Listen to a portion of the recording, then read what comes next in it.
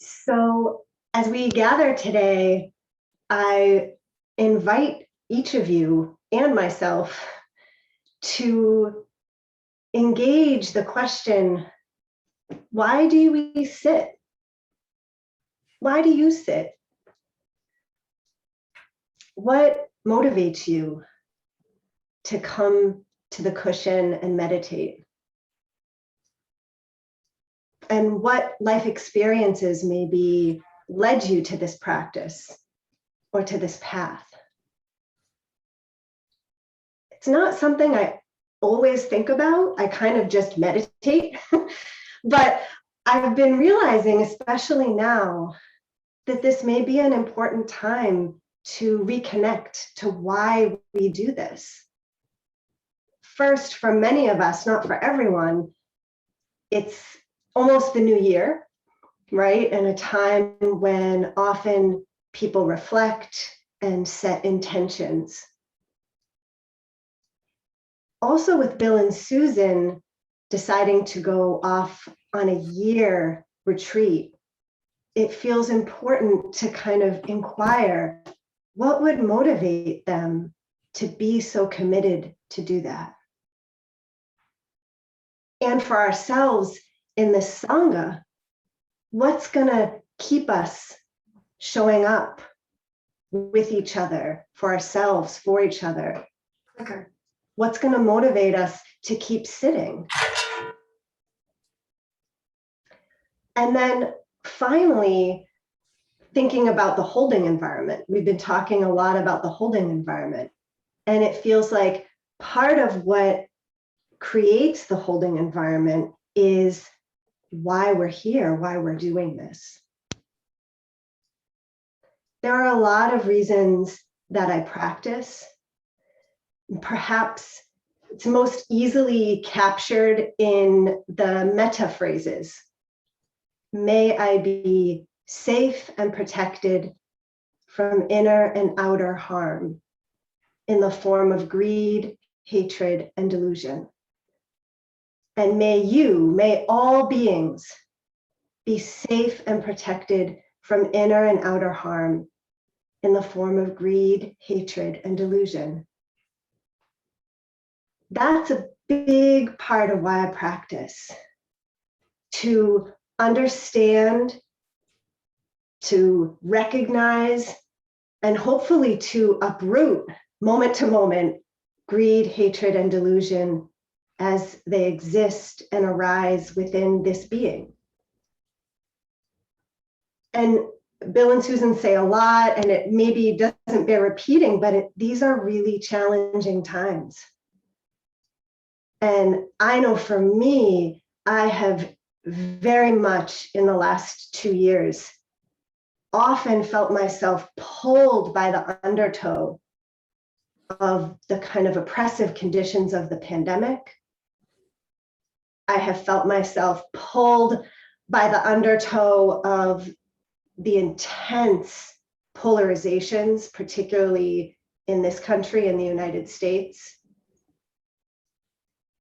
And I can feel and notice how quickly I can wobble and how bigger the wobbles seem to be.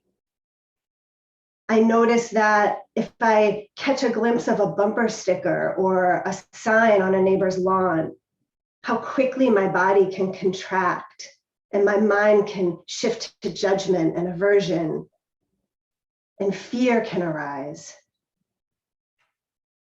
I've noticed how easy it is to want to numb out, to want to just watch TV or eat more food. And I've noticed the kind of quickness to irritability and restlessness, all of the hindrances. It all feels very easy at hand in a way that I don't want to judge, and I just want to see it and allow it to motivate me more and more as it has been doing to practice. And I wanted to introduce a concept that maybe many of you have heard of, Buddhist concept called Samvega. and it's translated as spiritual urgency. Urgency for me often brings up kind of a sense of like pressure and panic, and I got to get somewhere. And I don't think that's the intention, but it's a quality that we are actually meant to cultivate. And I'll just read a couple of translations. So one, Samvega is translated as agitation, fear, anxiety, thrill, and spiritual emotion caused by contemplation of the miseries of this world. I know it doesn't sound very pleasant, but this is important. And then a couple more definitions. An oppressive sense of shock, dismay, and alienation, which comes with the understanding of the futility and meaningless of life as it's normally lived. A chastening sense of one's complacency in having lived life blindly. A sense of urgency in trying to find a way out of a meaningless existence. It does sound rather chastening and possibly even cynical. And again, that is not the intention. It's different from dukkha, suffering. Really, it's kind of as we see the suffering and the way things are in the world, there is a sort of motivation to engage in the world in a different way, to practice. And Samvega is balanced by this concept of pasada, which is basically a confidence and a calm in knowing that there is a path. We do have a path. We have this practice. It's right here for us all the time. And so pasada is the clear and serene confidence to direct a person towards a spiritual journey. It's a balancing emotion that will prevent a person with spiritual urgency from developing hatred and aversion toward worldly life, which could end up in a nihilistic or destructive despair, right? That's not what we want. But we also, maybe you all feel, I know I feel a real sense of samvega, a sense of urgency to practice now more than ever, to take responsibility for greed, hatred, and delusion as they show up here.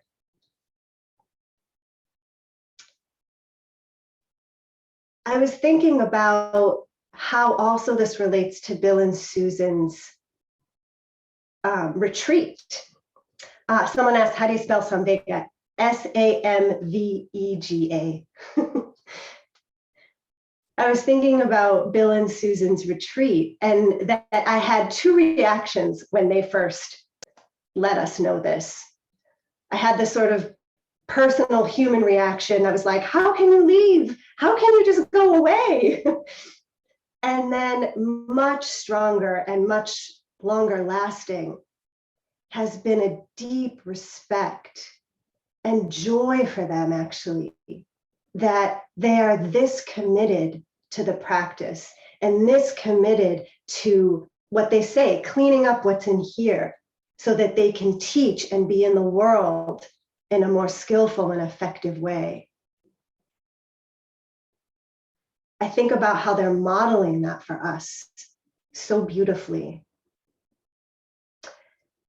There's a story by a meditation teacher named Kittisaro, who many of you may know. He was a monk for many years, and he studied with Ajahn Chah in Thailand in the late 60s and early 70s, when the Vietnam War was occurring, and they were right on the border of Cambodia. And Kittisaro, tells a story of how his dad came to visit him in Thailand. And he met Ajahn Chah, and he said to him, "Aren't you scared of terrorists here?" And Ajahn Chah apparently said, you should be more scared of the terrorists in your own mind. And that feels really true for me right now. I can feel scared of the terrorists in my own mind. And it would be very easy for me to look out there and say, that's the problem, and out there's the problem. And there are many problems out in the world. But really what I am sensing that I need to do more and more is check in here, work with what's here, so that I can protect myself and so that I can protect others and engage, just like Bill and Susan, in a skillful way, in a mindful way, in a kind way in the world. In the Attadanda Sutta, this is where the Buddha really talks about Samvega, spiritual urgency. And I wanted to read a section of it before we practice together and invite you just to hear. It feels incredible to me. It feels as if he's talking directly to us in this time. So here is what he said. Fear is born from arming oneself. Just see how many people fight. I'll tell you about the dreadful fear that caused me to shake all over. Seeing creatures flopping around like fish in water too shallow, so hostile to one another. Seeing this, I became afraid. This world completely lacks essence. It trembles in all directions. I longed to find myself a place unscathed, but I could not see it. Seeing people locked in conflict, I became completely distraught. But then I discerned here a thorn, hard to see, lodged deep in the heart. It's only when pierced by this thorn that one runs in all directions. So if that thorn is taken out, one does not run and settles down. And this, again, feels to me like what motivates me to practice, to keep noticing that thorn, taking it out as kindly as I can, not thinking that I'm outside of the world, not judging the world, knowing that I too am a fish flopping around in shallow waters a lot of the time, and being willing to see that. So may we contemplate and even cultivate Samvega as we touch into the pain and the oppressiveness of the conditions of this world on fire. May seeing that allow us to be more committed and motivated to practice. We can visualize and imagine dropping little droplets of Samvega into our holding environment to permeate it, to give us a sense of, yes, motivation, we're here. So thank you so much for your attention.